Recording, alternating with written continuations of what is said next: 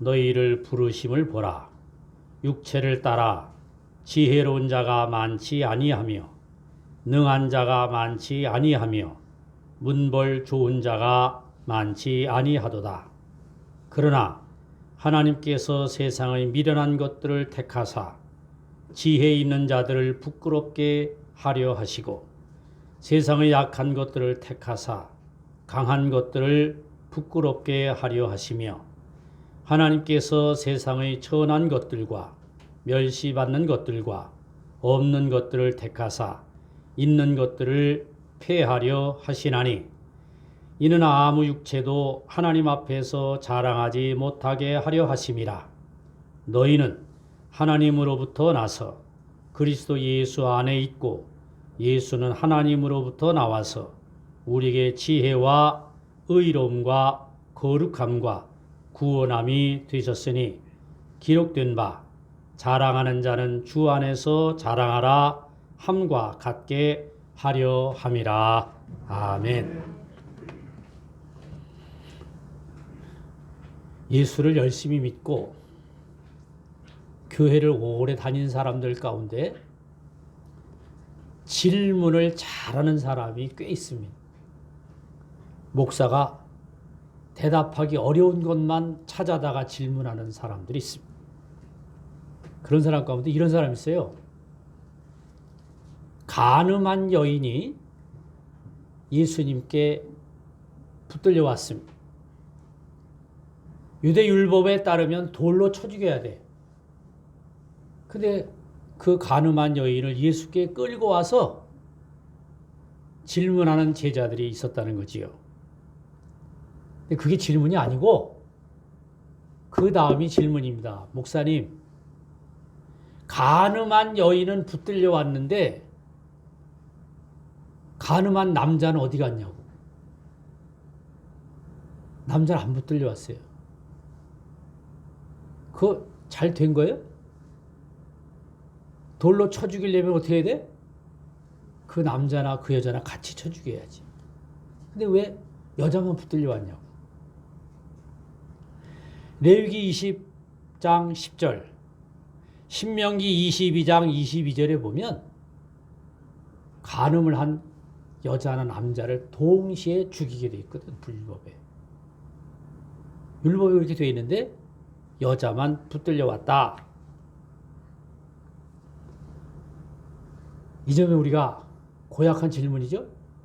그럼 언제 한번 해명할 기회가 있으면 제가 준비해 드리도록 하고, 오늘 그게 본론이 아니고요. 사람의 관계는 일방적일 수가 없다는 거예요. 그죠? 다 상대적인 거예요. 세상에 고약한 사람이 있어요. 근데 그 고약한 사람이 누구에게나 고약한 짓을 하는 게 아니야. 누구에게는 또 친절하게 하는 사람도 있어요. 관계가 좋은 관계일 때. 제가 늘 예로 들어 설명하는 말이 있습니다. 악한 강도짓을 하는 사람도 자기 아들에게는 자비로운 아버지예요. 아들과 아버지의 관계를 맺냐, 강도와 피해자의 관계를 맺냐, 그게 중요하지. 그 사람이 나쁘다, 그 사람이 옳다 이렇게 주장하는 것은, 일방적으로 주장하는 것은 옳지 않다, 그 말이에요. 목회를 하면서 제일 어려운 게, 제 경우는 아니지만 담임 목사하고 부목사 관계가 그렇게 부드러운 사람도 많지가 않습니다. 껄끄러운 관계를 맺는 부목사와 담임 목사 관계가 많아요. 근데 저는 여러분 대충 아시는 것처럼 부목사를 해본 적이 없어요. 담임 목사 밑에서 무슨 전도사를 해봤어야 되는데 그거 없이 그냥 바로 담임 목사가 돼서 좀 제 경력상 채우지 못한 부분처럼 아쉬운 게 있죠. 그래서 제가 이제 부목사나 전도사를 뽑을 때 어떻게 뽑냐? 제가 안 해봤으니까. 여러분 다 해답을 아시죠? 저는 제일 처음 인연이 된 사람을 뽑습니다. 대체로. 우리 부목사님 한 분 모셔야 되는데 누가 소개하면 제일 먼저 소개한 사람 특별한 하자가 없으면 그냥 전도사님도 그렇게 하고요. 교회에서 사람 뽑을 때가 꽤 있습니다. 무슨 성가대, 지휘자, 반주자 이렇게 모시는데 제일 처음 인연된 사람 대체로 뽑죠. 하나님은 사람 어떻게 뽑으셔요? 하나님은 오늘 성경 말씀이 우리에게 이렇게 말합니다. 형제들아 너희를 부르심을 보라. 내가 부름받은 거 그거 생각해 보라고. 육체를 따라 지혜로운 자가 많지 아니하며 능한 자가 많지 아니하며 문벌 좋은 자가 많지 아니하도다. 하나님이 뽑은 사람들 보니까 대체로 어떤 사람이 많이 뽑혔더라고요. 지혜로운 자, 능한 자, 문벌이 좋은 자, 그런 사람이 많이 뽑히지 않더라는 거예요. 그 이유를 27절에 이렇게 설명합니다. 그러나 하나님께서 세상의 미련한 것들을 택하사 지혜 있는 자들을 부끄럽게 하려 하시고 세상의 약한 것들을 택하사 강한 것들을 부끄럽게 하려 하시며 하나님께서 세상의 천한 것들과 멸시받는 것들과 없는 것들을 택하사 있는 것들을 폐하려 하시나니 하나님 그렇게 하셨대요. 그래서 그렇게 뽑으셨대요. 근데 이 말씀이 바울이 고린도 교회를 생각해서 주신 말씀입니다. 바울이 이 고린도 교회를 세우기 전에 바로 아덴에서 교회를 세웠습니다. 이 아덴이라고 하는 지역은 굉장히 철학적인 도시였다고 그래요. 문화가 발달한 도시였대요. 근데 거기다 교회를 세웠거든? 배운 사람이 많이 모이는 지역이야. 그런데 바울이 어떤 사람이에요? 바울이 학식으로 따지면, 지식으로 따지면 다른 목사하고 비교가 안 되는 아주 똑똑한 훌륭한 사람. 학문의 깊이가 있는 사람이에요. 바울이. 그러니까 바울의 가진 지식이나 문화적인 상식으로 따지면 바울의 구미에 딱 맞는 지역을 택했대요. 교회가 잘 됐을까요? 그게 안 됐다. 바울도 지식이 많은 사람. 아덴 지역도 문화적인 수준이 높은 지역이야. 거기다 유명한 사람이 갔으니 딱 맞은 거 아니야? 근데 교회가 잘 안 됐다는. 바울이 교회 세우는 일에 실패했다는 거예요. 그리고 나서 그 아덴에서 실패하고 나서 바울이 옮겨간 지역이 고린도지. 근데 고린도는 잘 사는 사람들이 많은 지역이야. 부자들이 많은 지역이었다 이 말이야. 거기서 목회할 때 어떻게 목회해야 돼? 그 사람도 구미에 맞는 수준의 목회를 했어야 돼. 근데 바울이 자기의 온갖 지식이나 학식이나 문벌이나 따져서 알맞는 목회를 했다 그렇게 생각을 하고 고린도를 떠났는데 나중에 전해온 소식을 들으니까 그 고린도 교회가 분쟁이 심해졌다는 거예요. 분쟁이. 꼭 그런 건 아닌데요. 교회에서 분쟁이 심해지면 모르는 사람들이 분쟁에 나서요? 아니면 아는 사람 분쟁에 나서요? 우리가 다 경험해봤잖아요. 교회 오래 다닌 사람들이 분쟁에 앞장서 아니면 처음 나온 사람이 분쟁에 앞장서는 거예요, 교회에서? 예? 이상해.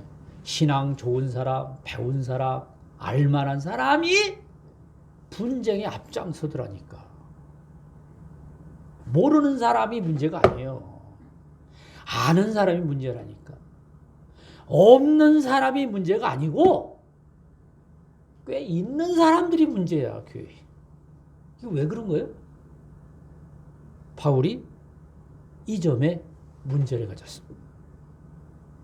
바울이 생각을 해보니까 아덴 교회, 지식이 많은 지역이었는데 그 교회가 잘 안 되는 거예요. 고린도 교회, 그 부자들이 많이 사는 동네인데 교회가 분쟁에 휩싸였다 이 말이야. 파당을 짓고 서로 질투하고 시기하고. 그럴 지역이 아닌데, 그럴 교회가 아닌데 바울의 기대하고는 다르게 됐다. 그 바울이 하나님께로부터 은혜 받아서 깨달은 지식입니다. 아하, 하나님이 선택하시려는 사람은 배운 사람, 지식이 있는 사람, 돈이 많은 사람이 아니더라는 거예요. 그런 사람들을 앞세워서 교회를 세우는 게 아니더라는 거예요. 베드로가 오늘 성경 말씀이 이렇게 증거하는 거지요. 형제들아, 너희를 부르심을 보라. 내가 부름받은 거 생각해 보라고. 근데 이 말을 제가 여러분들에게 하는 말이 아니고 제 스스로에게 하는 말이야. 하나님이 저보다 훌륭한 사람, 저보다 지식이 많은 사람, 김아무개 목사보다 똑똑한 사람을 뽑지 않고 왜 이런 사람 뽑았을까? 그 해답을 오늘 성경 말씀이 우리에게 주고 있다. 하나님께서 세상의 미련한 것들을 택하사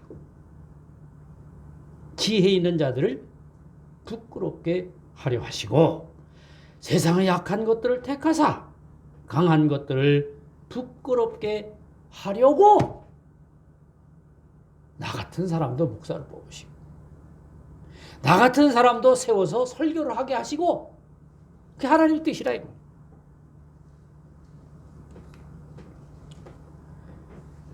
여러분 아는 것처럼 저는 70년대 초에 신학교 왔거든요. 근데 그때 한신대학이 50명 모집했어요. 근데 한 20명쯤 한 거예요. 입학생이. 공부 못해도 그냥 다 합격을 했어. 그런 시절에 제가 신학교 들어갔어요.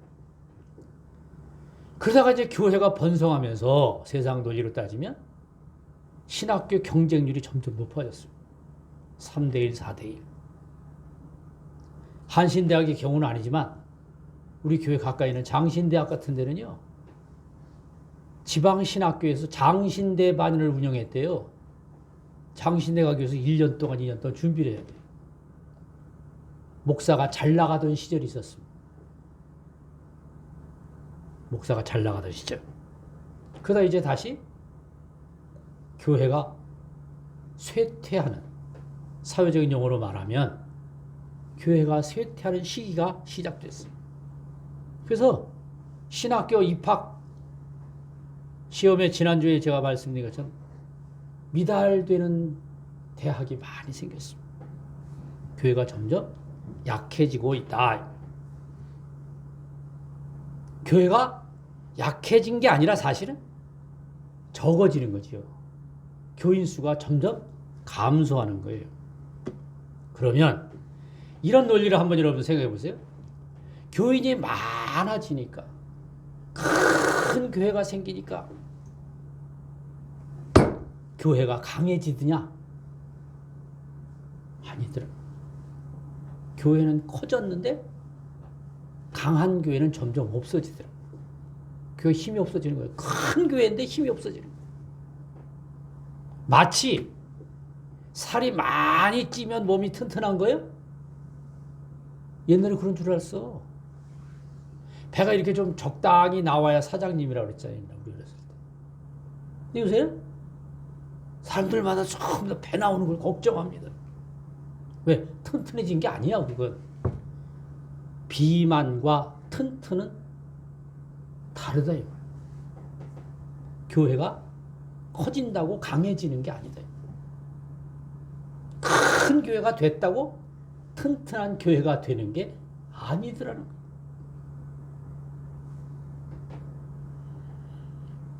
예수님이 우리에게 가르치신 교훈입니다. 예수님이 새로운 역사를 시작하기 전 40일 금식 기도하고 나오신 다음에 사탄에게 시험을 받았다는 거지요. 사탄이 세 가지를 시험했다는 거 아닙니까? 세 가지를 돌덩어리를 가지고 떡을 만들어라. 떡을. 두 번째는 성전 꼭대기에서 뛰어내려라. 그 다음에 세 번째로는 마귀에게 절을 한번 해봐라. 근데 그 중에 두 번째 시험이 성전 꼭대기에 한번 뛰어내려보라.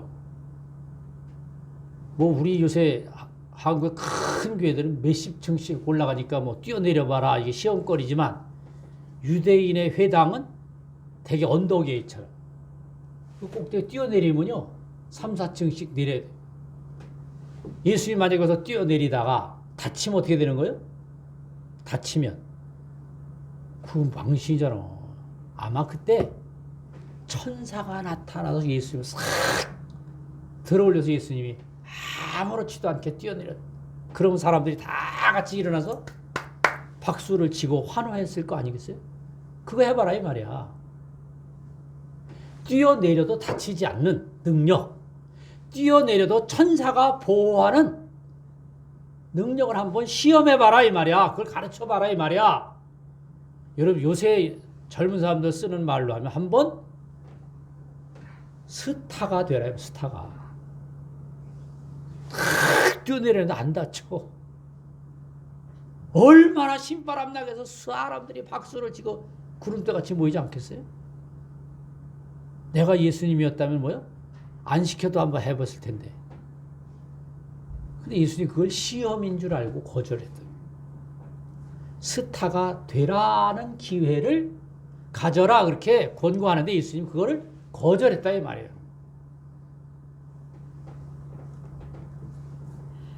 한동안 목사가 스타로 등장하던 시절이 지금도 아마 남아있습니다. 이야, 참 기가 막힌 사람들 많아요. TV에 보니까 설교를 하는데 사람들을 웃겼다 울렸다. 수많은 사람들이 엎드려서 굴복해요. 목사가 스타가 되는 시절이 있었대요. 방송 매체 때문에. 한 교회에서만 몇만 명 모이는 게 아니야. 전국에 많은 교인들이 아무개 목사가 최고라고, 아무개 목사가 됐다고, 아무개 목사가 설교를 듣고 그분이 스타가 된 거예요. 예수님 그걸 거절했다 이 말이에요. 한번 해지. 뭐 이렇게 설교도 잘 못하는 목사 앞에다 세워가지고 졸렵기는데 끝나진 않고 이렇게 하냐고. 그냥 그 멋있는 목사 불러다가 설교하는 것처럼 예수님이 성전 꼭대기에 뛰어내려도 다치지도 않고 싹 뿐이 천사가 들어올리고 그런 모습을 좀 보이는 게 어땠을까? 우린 그러고 싶지 않아. 예수 그게 아니라는. 할 수 있어도 안 해. 미련한 짓이죠. 천한 존재들이 하는 짓이죠. 멸시받아 마땅하죠. 예수님이 그 길을 택하셨다. 예수님이 그게 예수님의 능력입니다. 스타가 될 기회를 단호하게 거절하고 아니 차라리 내가 멸시받는 길을 택하심. 그게 예수님 길이에요. 예수님 그 길을 택하셨다. 한국교회는 교회가 스타가 되고 목사가 스타가 돼. 예수님 어디 가셨어요? 목사가 스타가 되니까 예수님 어디 가셔? 예수님 안 보이는 거지. 목사가 보이는 거지. 목사가 스타가 되니까 예수님은 안 보이더라는 게 우리 현실이죠. 그런데 바울은 고린도 교회를 오랜 동안 섬기면서 눈물을 흘려 기도하던 중에 깨닫지 못했던 것을 고린도 교회를 떠난 다음에 고린도 교회가 분쟁 중에 있다는 소식을 들은 다음에 바울이 깨달은 말씀을 오늘 우리에게 증거하고 있는 거죠. 여러분, 교회가 잘 될 때 우리 잊어버리고 있던 것이 있습니다. 구름대같이 교인들이 모일 때 우리 잊어버린 게 있어요. 목사가 스타가 되니까 예수를 잊어버린 것처럼 대형 교회가 되니까 잊어버린 게 있더라요. 사람들로부터 교회가 비난받는 시절이 시작됐습니다. 교회가 모범이 아니야. 교회가 모범이 아니고 교회가 비난의 대상이 된 시기를 우리가 지금 살고 있다. 지혜 있는 자들을 부끄럽게 하시려고, 강한 것들을 부끄럽게 하시려고, 있는 것들을 폐하려 하시려고. 여러분, 나 같은 것도 뽑힘을 받더라요. 여러분, 잘나서 뛰어난 능력 때문에, 우리가 가진 능력 때문에 부름을 받는 게 아니라, 아니 능력이 있는 사람, 지혜로운 사람, 가진 사람들을 부끄럽게 할 정도로 나를 뽑으셔서 능력을 주시겠다. 이 하나님의 역사. 큰 교회가 강한 교회가 아닌 것처럼, 큰 교회라고 튼튼한 교회가 아닌 것처럼, 큰 교회는 이루었지만 존경을 받지 못하는 교회. 여러분, 우리 다시 시작해야 돼요. 한국교회 다시 시작해야 되죠. 다시 시작하는 역사. 오늘 이 길에 여러분 동참하신 것을 감사하고요.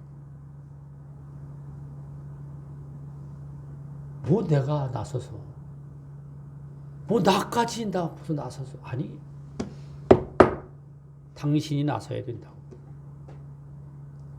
목사님 뭐 저까지? 아니, 당신이 나서야 된다고. 하나님의 음성을 들을 수 있기를 간절히 바랍니다. 하나님이 부르시는 거예요. 아니, 내가 나서야 된다. 내가. 너라도 나서야 된다. 이 하나님의 음성을 듣고 이 하나님의 부르심 때문에 오늘 감격하고 다시 용기를 내시는, 희망을 가지는 여러분들이 되시기를 간절히 바랍니다. 기도하겠습니다.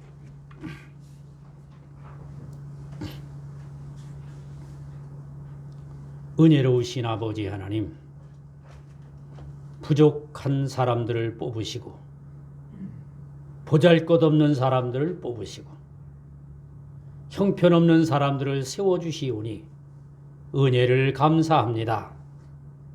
전능하신 아버지 하나님, 부족한 종 나까지 뽑으신 하나님, 은혜로 인도해 주신 아버지 하나님, 감사를 드립니다. 하나님, 나까지 나서서 무엇을 할 수 있을까 염려하던 사람들에게 너라도 부르시고 찾으시는 하나님, 은혜를 기억하오며 감사를 드립니다. 하나님, 부족한 종들을 세우셨사오니 하나님 강한 교회를 세우시고 축복해 주시옵소서. 능력 있는 사람들이 있어 강한 교회가 아니라 부족한 사람들이 모여 강한 교회가 되도록 역사해 주시옵소서. 미천한 사람들이지만 뽑혀서 하나님 앞에 세움을 받아서 강한 역사가 나타날 수 있도록 인도해 주시옵소서. 예수님의 이름 받들어 기도하옵나이다. 아멘.